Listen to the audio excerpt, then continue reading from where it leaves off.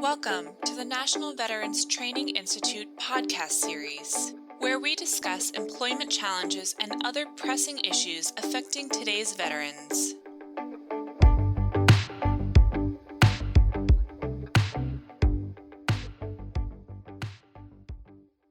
I'm James Rodriguez, Principal Deputy Assistant Secretary for Department of Labor Vets, a retired Marine First Sergeant. I am proud to introduce one of the Marines I was very fortunate to serve with in 2nd Battalion, 4th Marines out in Camp Pendleton, California in 2007 to 2008. And we deployed together as part of Operation Enduring Freedom out in Southeast Asia. So I want to introduce Sergeant Jesus Davila, who is a Marine. I want to get a chance for him to kind of talk a little bit about himself and his amazing story and how proud I am to be able to have served with him. So, Sergeant Davila, over to you. Thanks, James. I was in the United States Marine Corps for a little over 11 years, served 6 deployments overseas in support of Operation Iraqi Freedom and Operation Enduring Freedom. Served a lot of my time with 5th Marines as an infantry rifleman, 0541, 8541, and 0521 psychological operations specialist. I was medically retired after I got wounded and sang in Afghanistan, 2014, and left the Marine Corps. Kind of did some soul searching, entered into college. Didn't really feel like that was the best avenue for my future re-entering the workforce. I'm a professional driver with Warner Enterprises, a Warner Enterprises road team captain. I was also just recently selected to the American Trucking Association's America's Road Team. I'm glad to be here and honored to be here to speak with you. Thanks for having me. That's awesome. When we were talking originally before about, which I'll get to here in a second, before about your recent selection as one of America's road team captains. But I was thinking about, some of the experiences we had on our last deployment. And the one that came to mind and always does, I really talk about this oftentimes with other veterans, was when we were out in the East China Sea, 25 miles out, roughly, out in the sea, getting ready to do an amphibious operation. We were on Black Zodiacs. For those who do not know what those are, they're inflatable rubber boats, roughly 10 feet, and then they can carry Marines and equipment anywhere from 600 to 1,000 pounds worth of equipment. So anyway, when we were out in the East China Sea, we had 17 boats. We're getting pushed out or kicked out, as I always say, out the back of a Navy ship in the middle of the ocean, 25 miles out from shore. And we started off with about a 2-foot waves. And then a storm that we were expecting to come in, we thought we were going to be able to get to the shore before that storm came in, actually came in faster than we expected. And by the time we got all of the boats out of back of that ship, we were in 7-foot waves. And I remember we were trying to figure out if we were going to be able to pull this mission off or not. And then next thing you know, we scrapped the mission, and then our next thing was to try to get all the boats back onto the ship safely, which was a extremely wild endeavor, if you recall. And next thing you know, we're in anywhere up to 10-foot seas, I believe, something like that, getting bounced around in these boats, walls of water coming over us. And fortunately, all of us were able to get back onto the ship successfully. But if you remember, we were the last boat because we were the command element, trying to make sure all of the boats got on safely. And I think after 5, maybe 6 hours, I think, getting tossed around out in the ocean, we were able to get everybody back on safely. What do you think about that? What do you remember about that day? Those were the great times of being a boat company, a small craft company, being amphibious raiders. The motto Raider 24 Raider Company. Those moments are always, forever instilled in our minds, and will always be with us, till we leave this earth. But that day, getting out on the water, being that was roughly my second or third time running through a boat company operations, it was always nice getting out in the open ocean, but that time wasn't nice at all.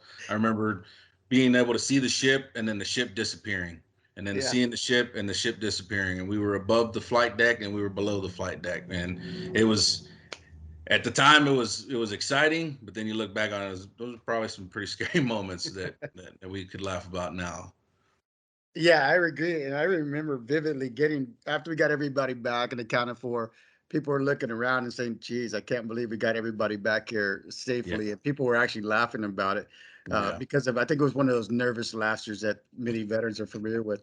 But that experience really lives vividly in my mind. And what it really does, I think it really talks to the tenacity of our veterans, right? And then, of course, of the camaraderie, not only between the Marines that were part of this, but the sailors that were getting us back on the ship safely as well. And they were just as concerned about getting us back on the ship safely. And they were excited when we got everyone back on. So it really talks about the camaraderie of all of the services who get a chance to do some joint work. And I think that's the same thing that happens when people transition out of the military. They're looking for that camaraderie. And, uh, and oftentimes it's hard to find, but in many industries, you can find some similar pieces of it that you experienced in the military.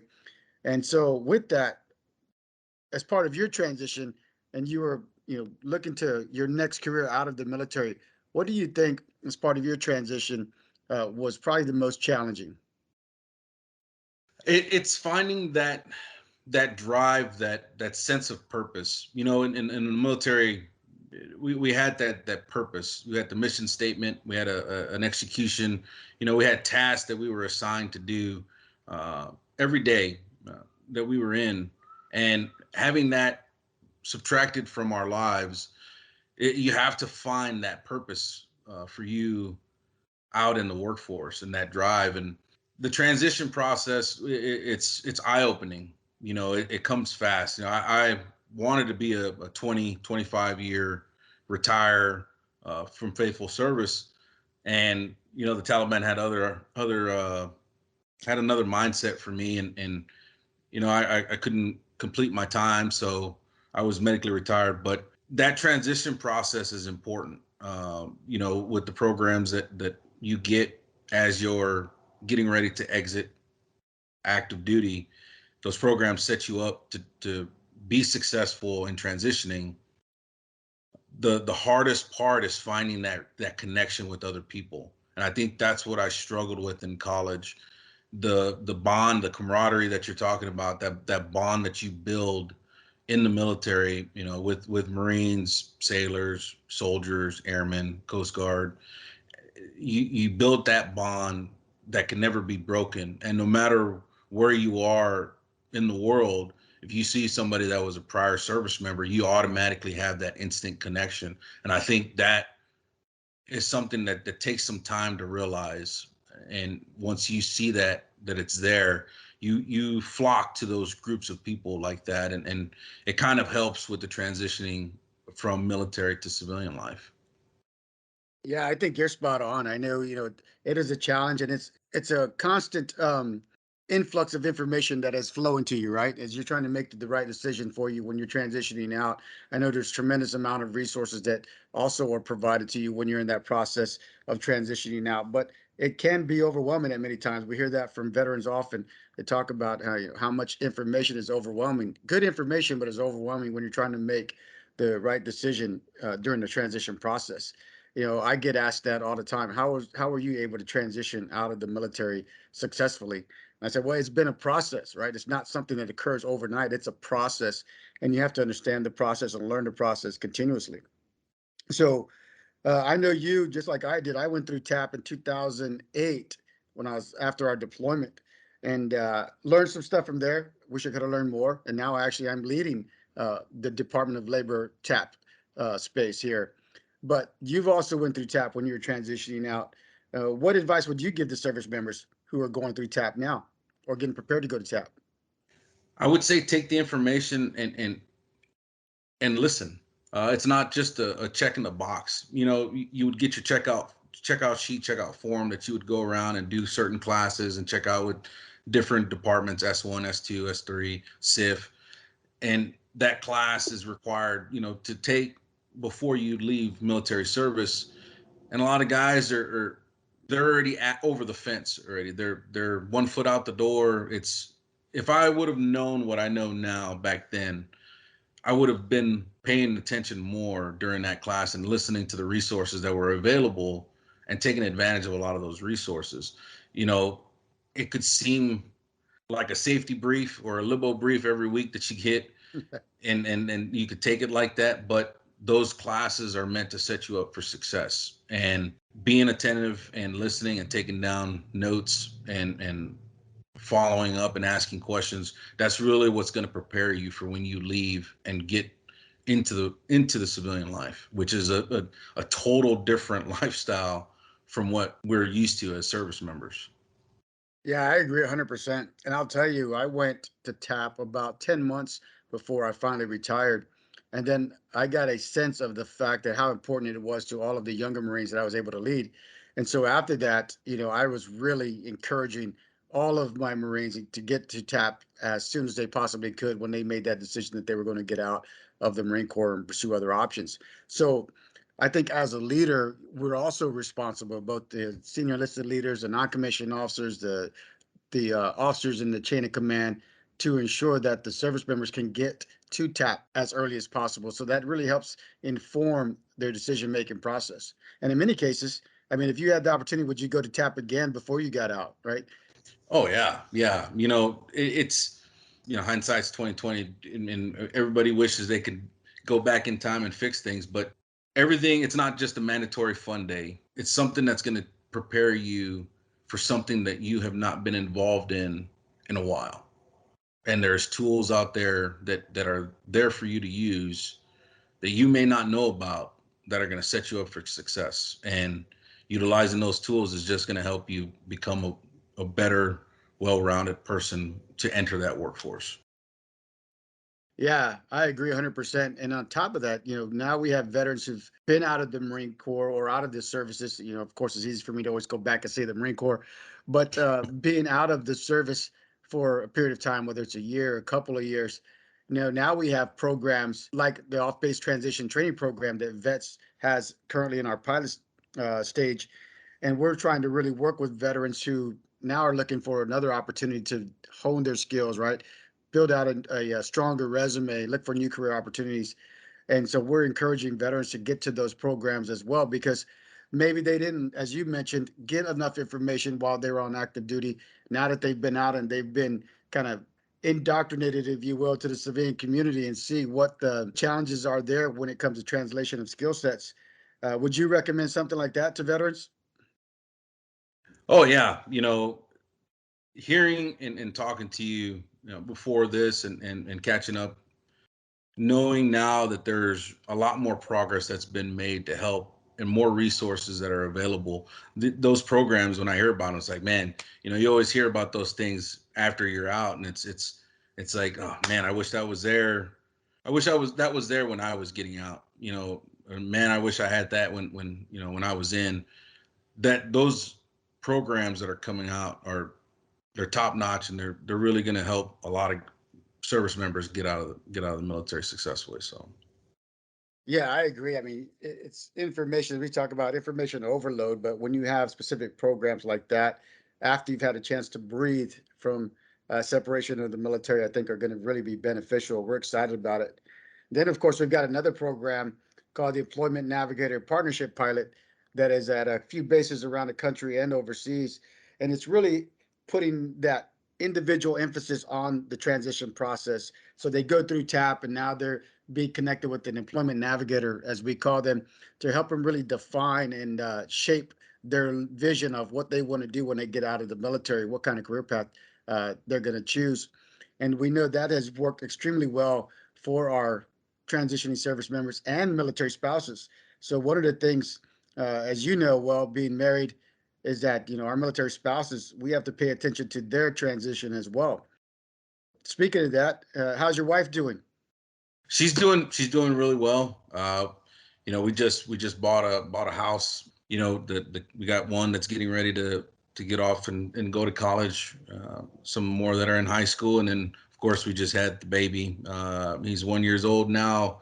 Having to redo all the growing up, and everybody was getting ready to be on their own, and now we have somebody that's going to need us again for another 18 years. So it's The wife is good. She's transitioned very well, and she keeps busy, and she'll be going back to school here soon. So Yeah, that's amazing. That is a full-time job in itself, obviously. So we're glad the family's continuing to do well. So we talked a little bit about transition, right? It's always important, and we always talk about what could we have known more, things like that. I think we talked about earlier when somebody asked me, what do I wish I have known more when it came to transitioning? I told them I wish I knew more about taxes because of the fact that there's a lot of things that you do not pay when you are on active duty in the military, and then that tax bill comes quickly, right? Once you get out of the yeah. military or retire, and those are unexpected costs that we're not used to paying. So, on that same vein, what are some of the things that were unexpected to you when you made that initial transition out? Yeah, I think having to do your property taxes and different things, and instead of having somebody tell you, "Hey, you're set up for a school seat at this school, and this is your check-in date. Here are your orders. Here's your flight information. Everything's done for you." Now you're actually having to do all that on your own. It's a lot different. Transitioning into my job field today as a professional driver, it's a job and a workforce that's similar to the military. It helped my transitioning process. The trucking industry brought me back to that sense of purpose again. I tell a lot of drivers or students that I meet at schools and at truck stops, or guys that are interested or girls that are interested in the industry, I tell them, that are especially that are veterans, I tell them, when you were in the military, safety was paramount at all times. Whether that was in the backyards of San Mateo doing patrolling or outside the wire in Iraq and Afghanistan, safety was the number one priority. Making sure that you were safe and the people that you were with were safe, and protecting yourself and others. Inspecting your rifle before patrols or every day, making sure that your weapon was serviceable before leaving the wire, because that was a tool that was used to keep yourself safe and others safe. That there sets a lot of veterans up for this industry. When you wake up in the morning as a professional driver, your first task, your first duty is a pre-trip inspection. You're inspecting the truck, making sure that it's serviceable, the tires are properly inflated to the legal specifications. You have windshield wiper fluid. You're following all rules and regulations that are set forth to you before you get on the road. And that's ensuring that you're going to be safe, and that's making sure that everybody that's on the road with you is protected and safe as well. Safety is a huge priority for for professional drivers, and that transitioned from the military and helped me, and I know it helps a lot of veterans that I work with in our industry as truck drivers. That was a really good segue into trucking, from the transition the conversation. So thanks for that.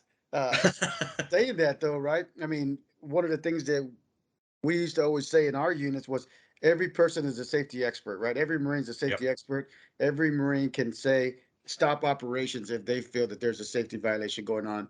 And I know there's quite a few Marines out there that serve with me who actually had a pretty good stern conversation from me in many cases when we were Yeah. making sure that everybody was safe, right? Yeah. And Oh, so yeah. I think you hit on it perfectly. That's something that is instilled in us, anybody that wears a uniform. Safety is a priority in everything we do. And so it's good to hear that, you carried that over into your current industry, right? But what I want to do before we continue this conversation, because this is obviously a good part of what we really want to talk about, but I think it's a really great story. So could you tell us, for those who don't know, tell us, how did you get into trucking in the first place? I was about to finish my degree, and I really didn't have that, I guess, motivation. I didn't have that rah that we had getting up in the Marine Corps every day. But me and the wife were driving, and we passed a get your commercial driver's license billboard. And I looked at my wife, and this is a true story. I looked at my wife and I said, like, babe, I'm gonna be a truck driver. And she laughed and thought I was joking. And I was like, no, seriously, my dad was a truck driver. My uncle's a truck driver. Um, I'm just gonna be a truck driver. Like, I really don't like this college thing anymore. I'm not happy with it.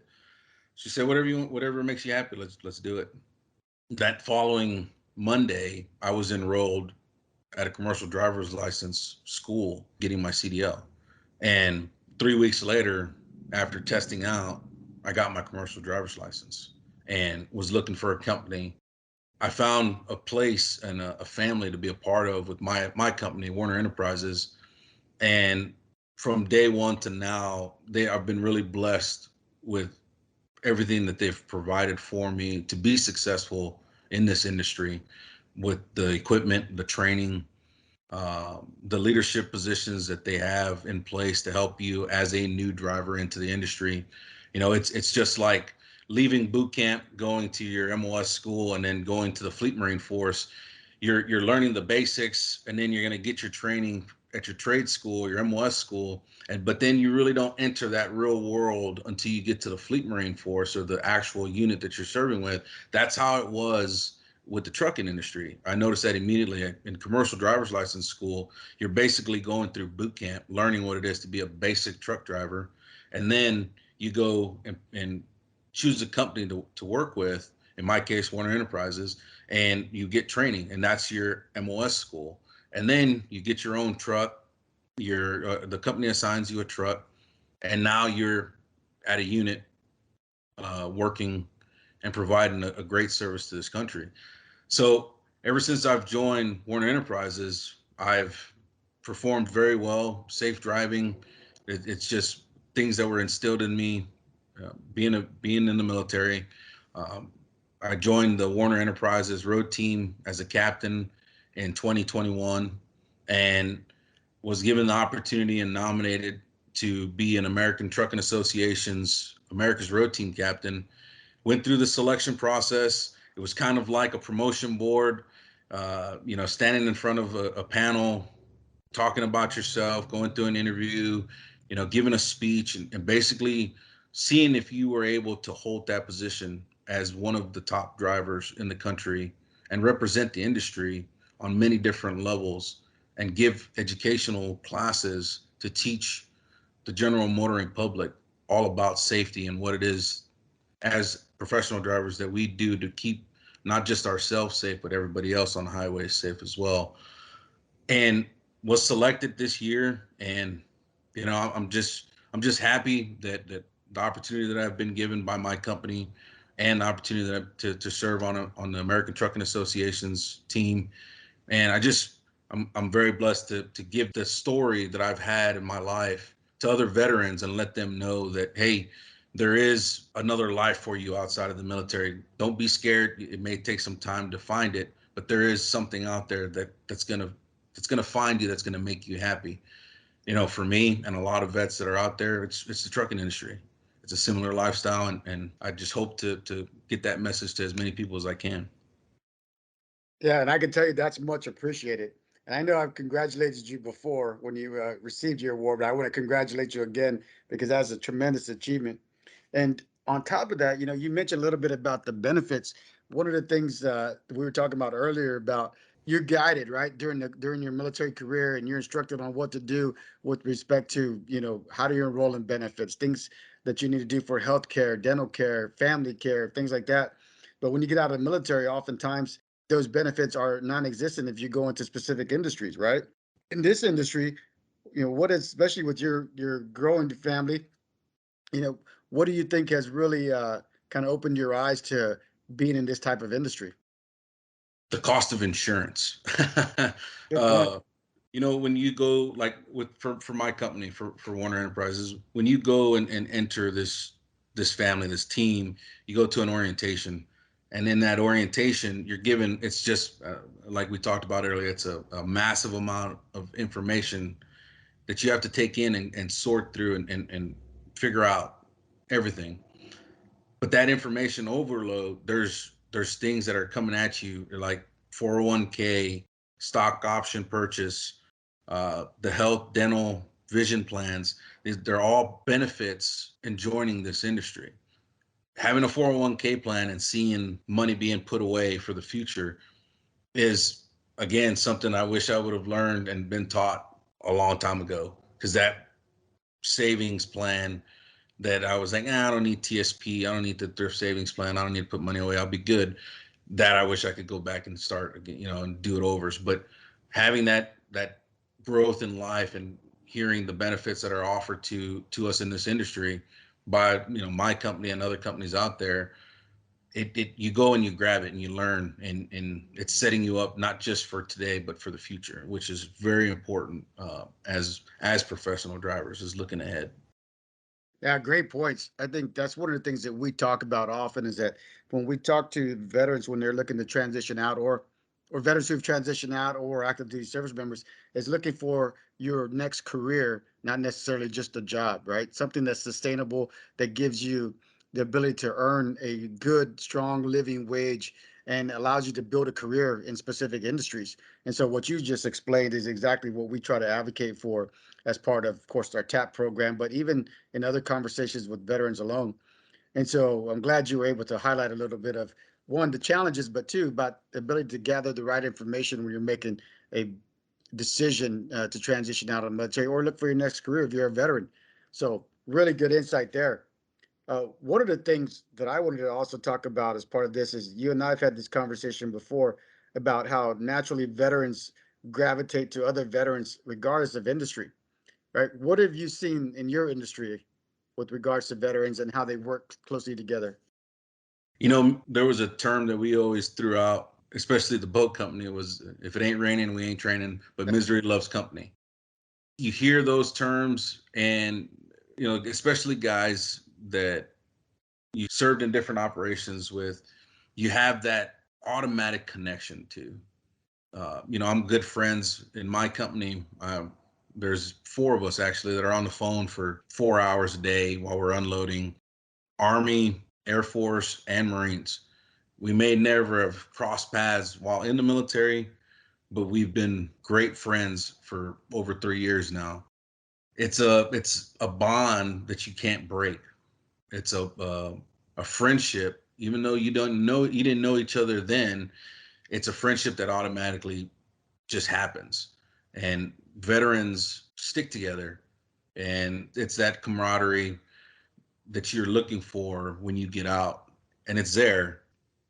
For our industry as professional drivers, they're out there. It's and you make friends with each other just immediately, whether that's just passing by or hearing Semper Fi at a truck stop. They see the Marine Corps sticker on my truck, and hey, Semper Fi Double Dog, and it's hey, Semper Fi Raw.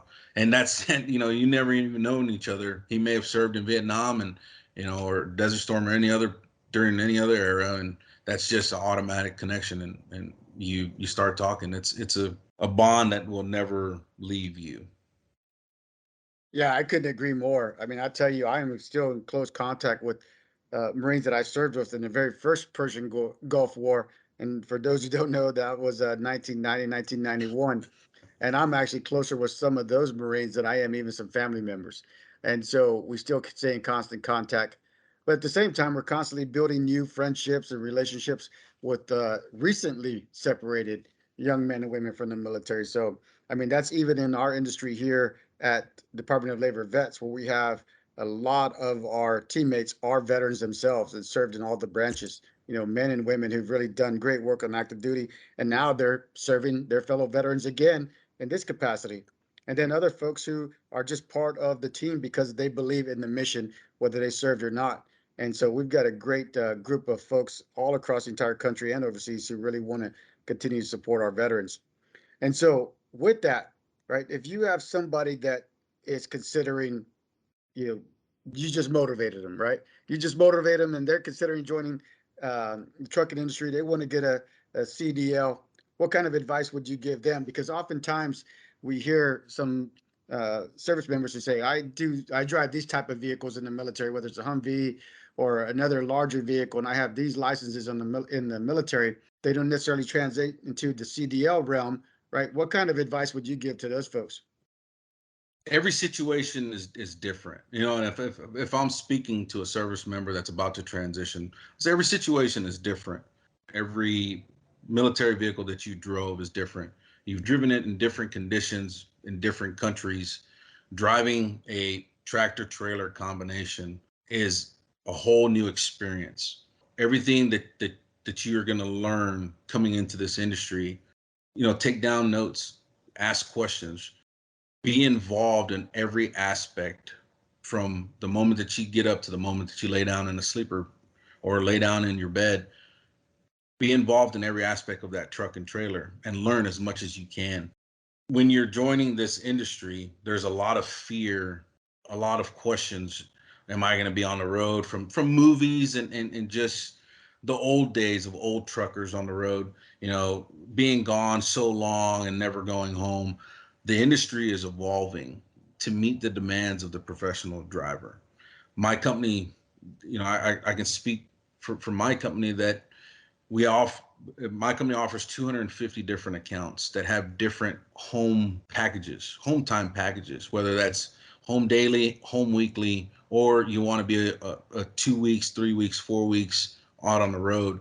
So home time is a big, I've come to realize a lot of questions have been asked from service members and people that I've met doing visits at schools and job fairs, that when am I going to be home?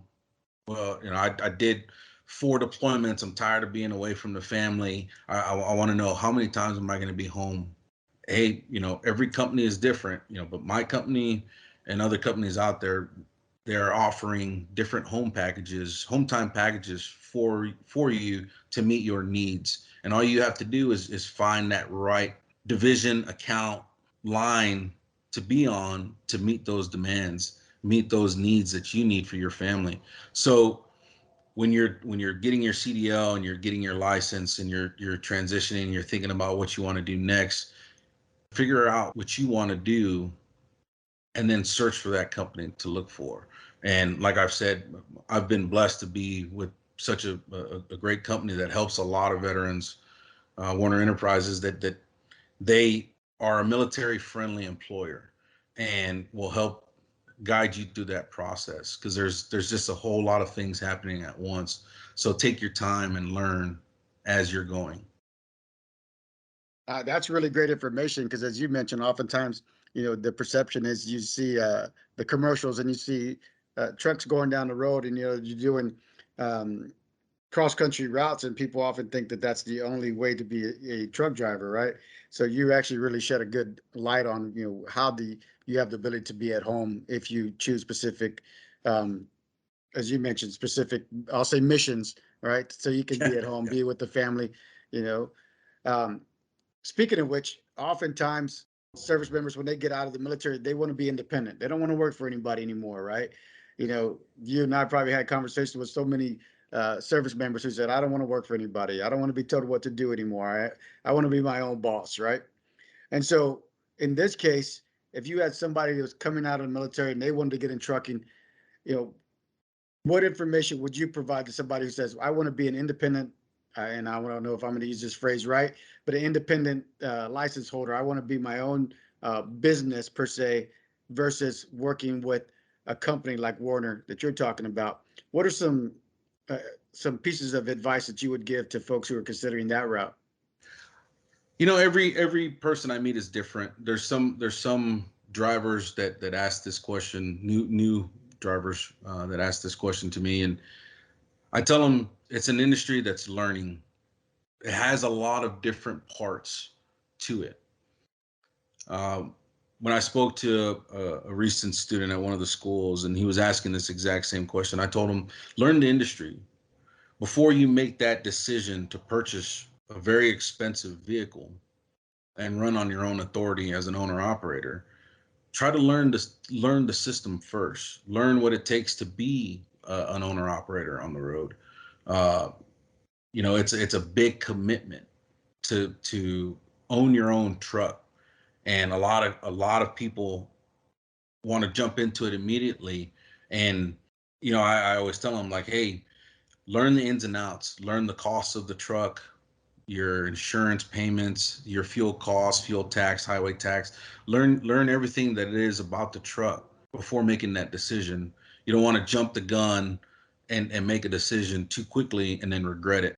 when I talk to veterans about this, I tell them, when you came back from that deployment and everybody had their first weekend of liberty back in the States before going on hometown on 30 days libo or 30 days leave, that parking lot would be full of brand new motorcycles, sports cars, huge trucks, guys just spending lots of money that was saved from deployment, and then it not being there anymore, and not making the smart decision to invest into something, or put it into savings and store that away for future. It's one of those things that I tell guys, just take your time and think about what you're going to do. That it's just like buying a house. You want to make sure before you sign and go under contract, you want to make sure that everything is what you want and it's going to meet your needs, and you can handle that kind of purchase after everything is said and done. Being an owner operator, which I have no experience doing because I've been a company driver my entire time as a professional driver, and being a company driver, they're two different things. But like I said, I've been blessed to be with a great company. So I have never had that thought to own my own truck, but I do advise guys, like, just new drivers, just, hey, learn what it takes to be an owner operator. Talk to owner operators before you make that decision. Yeah, again, great advice. And we talked about this before, but to your point earlier about, I wish I would have known more information back then when I was trying to make the decision, and then what I do now. To your point about, savings and investment, things like that. If you recall, prior to our deployment, I brought in a financial advisor because I knew we were going to have Marines who were going to reenlist and get bonuses to stay in the Marine Corps, other incentives. And then many of them were going to be tax-free, because if you're in a combat zone, for those who don't know, you get tax-free bonuses, right? So if you get $60,000, it's $60,000. And in many cases, we were getting young Marines who were 21, 22 years old, getting $60,000 bonuses. One story we talked about before stands out to me constantly is where I had a young Marine who said, he had $60,000 bonus. And I said, what are you going to do with that money when we get back? And he said, well, I'm going to pay $20,000 into an investment. I'm going to save 20,000, then I'm going to spend another $20,000 in Vegas. Right? So, Yeah. I said, well, at least one, I know you paid attention to the financial advisor class, and then two, at least you're honest, right? And so, Yeah. but now if you fast forward, I bet you that young Marine wish he wouldn't have went to Vegas and spent that $20,000, unless, he made a lot more money. In my Yeah. case, I wouldn't have made more money. So, um, so I think those conversations are important, right? Especially when somebody is trying to figure out what they're going to do after transition out of the military, and they're not going to have a lot of that senior leadership guidance that they're accustomed to while they're in uniform. This is why it's important to have a good network, right? It's Oh, important yeah. to have people that have experienced it, like yourself, and that they can lean on in that when they have questions, and be able to tap into that network, right? So we talk about networking in this industry. How does that really serve you? Networking and the same stuff applies. And I always find those similarities from the military in this trucking industry. The similarities from networking, going to school, sergeant's course, career course. Uh, it's the same thing in the trucking industry. You network and meet people, and you have a question that comes up, that you can pull out a business card and make that phone call. As a America's Road Team captain, networking with safety and different Department of Transportation states out there, states Department of Transportation, you get to meet a lot of different people that, if you have a question or a comment or something that comes up, you can always reach out to that individual and ask the question and get a good solid answer. That's networking in the trucking industry is so great, because you just meet people every day on the road, whether at a truck stop or at a shipper or receiver, or at a store somewhere. You meet that other driver, and it's just like in the military, as veterans, you have that connection. It's the same thing as professional drivers. You have that connection because you're professional drivers, and you know the lifestyle, and you're living it, and that bond is there as well. So networking plays in both. It transfers over from the military, and it's well alive in the trucking industry as well. Gotcha. Now, one thing that you mentioned earlier, and I want to go back to this. You're talking about you were in college, right? But instead you wanted, after realizing, this is something that you didn't want to do. You wanted to actually take this career on. Well, oftentimes, we strongly advocate for service members to use their GI Bill, get out and go to college, find the right career for them that fits their needs. But in many cases, we have the opportunity to get veterans or transitioning service members into apprenticeship programs. I mean, the Teamsters does a great job with working with the Army currently right now out at, we'll say, Fort Collins, where had the good fortune of speaking at their graduation. So while they're on active duty, the soldiers can go and take this apprenticeship program, get training, get their CDL, and then get offered positions upon graduation. Is that something that you would recommend? I actually have a couple of buddies that did that. They were still active duty, but completing commercial driver's license courses. So when they exited or transitioned out of the military, they were full CDL holders with endorsements, hazmat endorsement, tanker endorsement, doubles endorsement. So they were set up for when they got out to have everything that all the companies that are out there are looking for. That's a great program that I wish every base in America could provide. I know some bases are smaller than others, but I wish I would hope that could be pushed as a program that would be offered to every service member that's out there. That's a the guy that I know that I'm good friends with. He did that course, and I mean he's been rocking and rolling ever since. Yeah, that's awesome. Our partnership with Department of Defense and their Skill Bridge office there, they're the ones who have oversight and responsibility for that program, but we partner with them uh, from a numerous standpoints. And we want to ensure that service members do have the opportunity to do that when it's available. And we're always looking to support them if they can expand that. But I think all the points you just mentioned is a good business case, if you will, for us to look to how to strengthen and expand that program.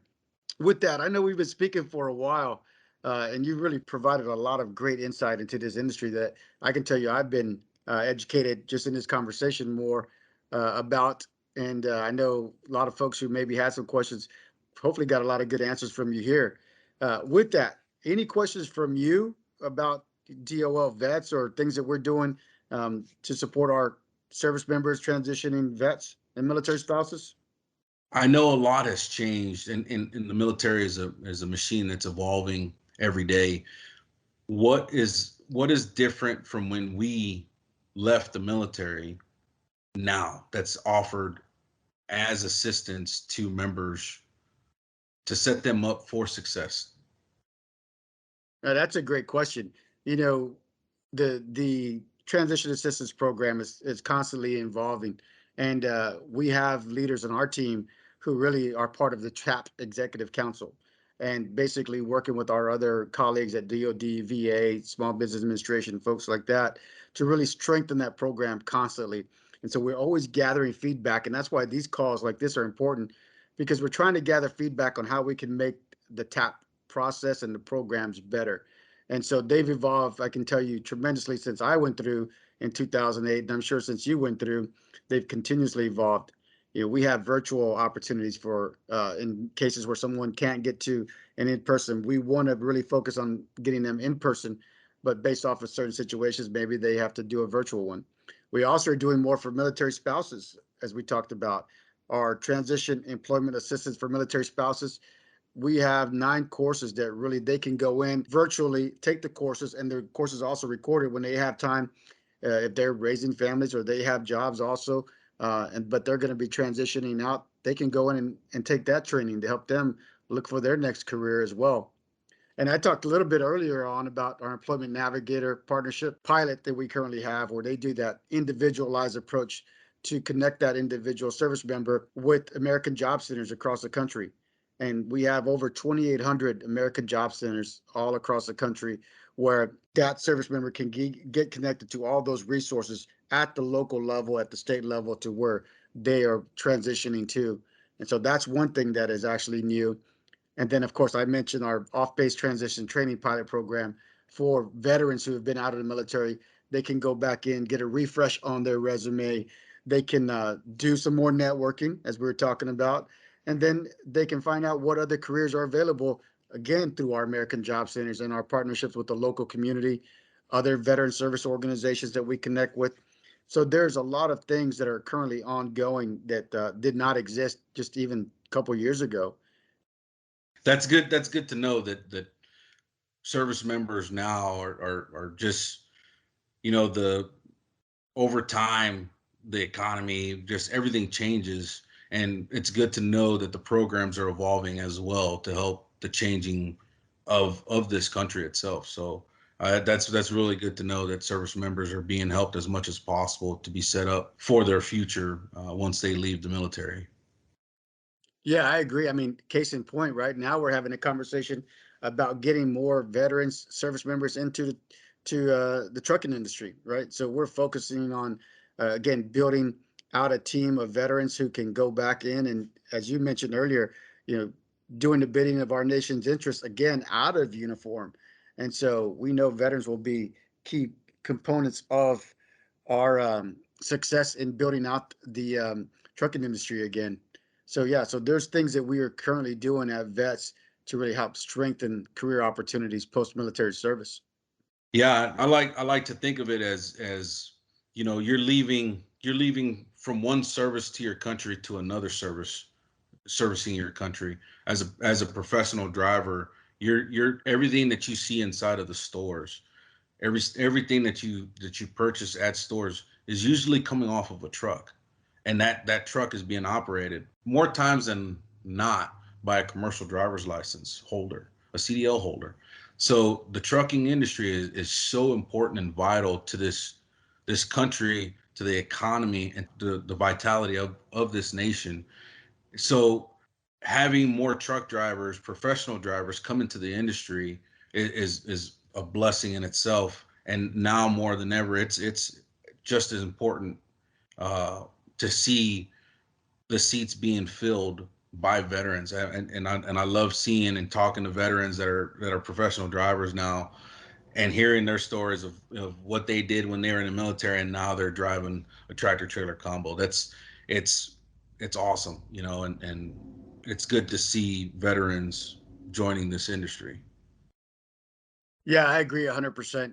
I think there's so much value that they add just in the workforce completely, and overwhelmingly the value that veterans add in the workforce cannot be overstated.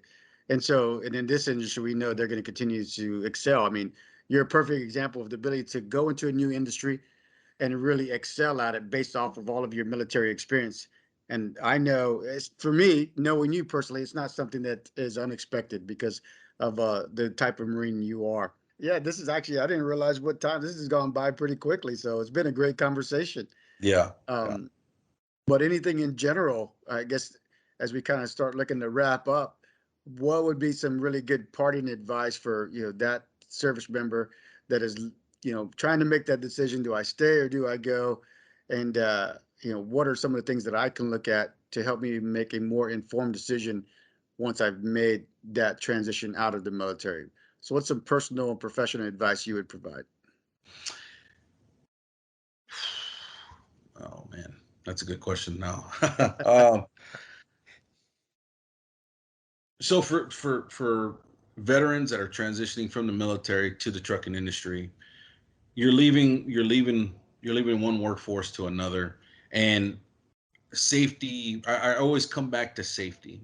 Safety is always on everyone's mind when they're operating a commercial vehicle. Safety was always on your mind and as a priority while you were in the military. If you're looking for something that has similarities and the same feel that you had while you were in the military, the trucking industry for me has been that exact same feel. I spoke earlier about the vitality and the need for more truck drivers, professional drivers on the road. You're leaving one service and you're joining another service, and you have that sense of accomplishment. I have that sense of accomplishment knowing that I have provided a service to my country, still not wearing the uniform, but as a professional driver, I've serviced the country and getting the goods that are needed to the people of this nation. So when you're transitioning, don't think you're no longer going to find something that's going to be of service to your country anymore, because there's jobs out in the workforce, especially for us as professional drivers, that are still continuing to serve the nation in need. Yeah, I couldn't agree with you more. I mean, in the military, we talk about the success of any organization is dependent on the success of its logistics, right? And I Yeah. think that's the same thing that happens across the country. So the success of our country is going to continue to depend on the success of our logistical challenges being met. And so, people like you who are leading the charge and other veterans who join the workplace to really support what we want to do as a country coming out of the pandemic is important. So I'll leave it at that unless you have any other questions.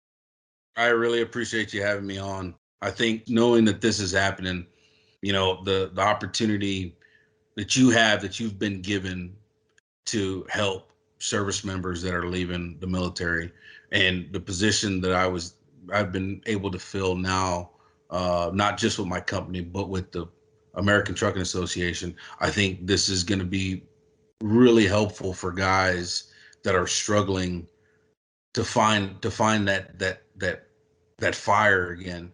The amount of guys that we've lost due to suicide, and not having that information, those tools, then the programs and the opportunities to be successful, we can help. Like you said earlier, man, just reaching one person makes a difference. And I think what you're doing and what I'm trying to do, and the word and the messages that we're trying to spread, I really am happy to be a part of that, and knowing that in the future we're gonna do as much as we can to help veterans and transitioning service members to be a part of this country that we fought so hard for, and enjoy it.